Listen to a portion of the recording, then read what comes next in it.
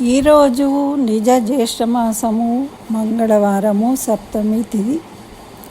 అయితే ఇది ఈ అమావాస్య ముందు వచ్చే సప్తమి అన్నమాట.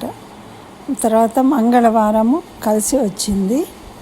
ఈ మంగళవారం రోజు మనకు శత్రు భయము, పీడ కలలు, మరి అన్ని విషయాల్లో ఆటంకాలు తొలగి జయం కలగాలి అని కోరుకున్న వాళ్ళు ఆంజనేయ స్వామి దేవాలయానికి వెళ్ళి చక్కగా 21 ప్రదక్షిణాన్ని చేసి తమలపాకులను లేదా సింధూరాన్ని ఆ స్వామికి సమర్పించాలి.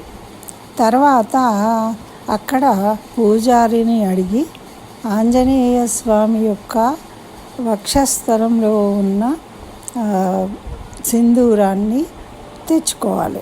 దాన్ని రోజు నుదుటిన బొట్టు పెట్టుకుంటే పిల్లలకు, పెద్దలకు అందరికీ అన్ని శుభాలు కలుగుతాయి.